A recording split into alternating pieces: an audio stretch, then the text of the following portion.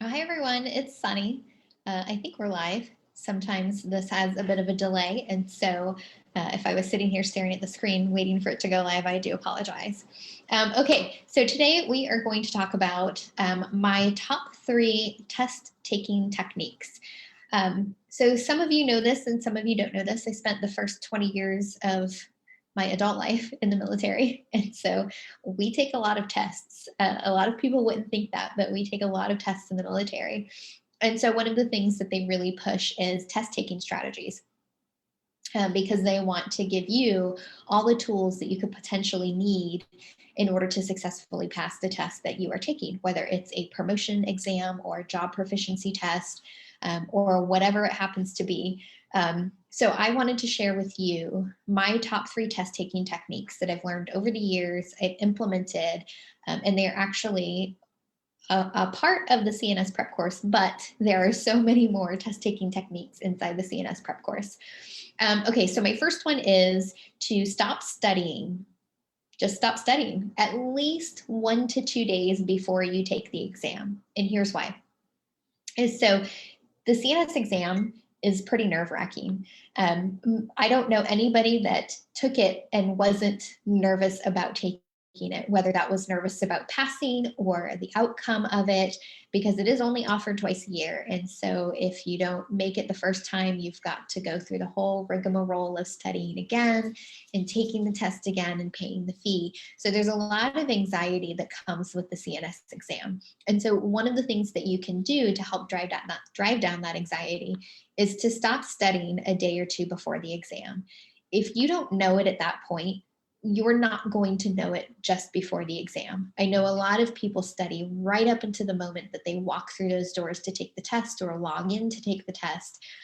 And unfortunately, those last few minutes just kind of increases that anxiety. And so it's possible to know everything that you need to pass the exam and then not pass the exam just because you're so nervous about it.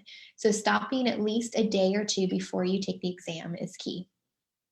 The next one is to make sure that you read every question twice. Don't skim the question and assume you know what the answer is or what the question is asking. Read the question as a way to get familiar with the topic, and then read the question a second time. That way you can understand what it's asking. If you read the question once, you're probably not going to grasp all the information that you need in that first pass.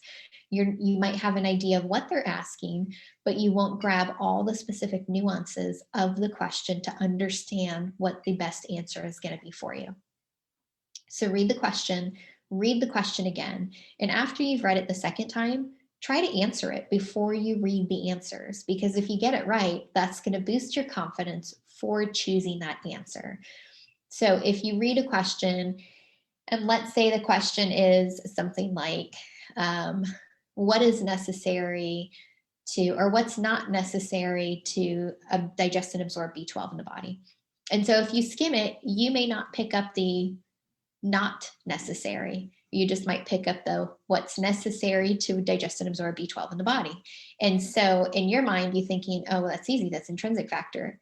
And you might be upset to know that intrinsic factor isn't listed, or perhaps it is, and you select that, and then you get that question wrong because you skim the question quickly instead of reading it and then reading it a second time. So always read every question twice. And then my last tip is to look for keywords. This is a big one that trips up everybody, whether it's for the CNS, whether it's for any type of school or college exams. This was a big one that was always on military type exams for job proficiency and promotion, is they will include keywords as a way to trip people up with a question. And so what they're trying to do is to see how well you're focusing and paying attention. And so I gave an example a second ago with the B12, and I used the word not. What is not required to digest and absorb B12 in the body. And so these questions are pretty frequent on the exam. You'll see keywords like not, accept, best. Those are probably the biggest ones. I'm sure there's more, but they're just not coming to me right now. But if you're reading each question twice, you are going to catch the keywords.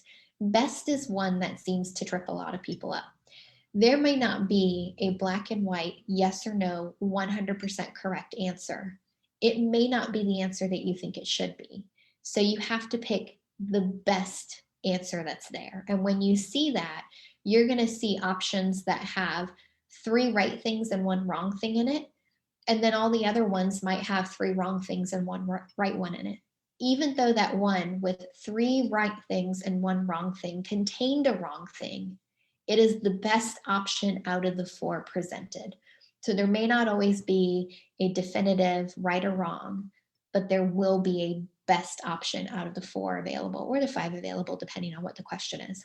So those are my top 3 test taking techniques that I think that everybody should try to implement for the next time that you take the exam.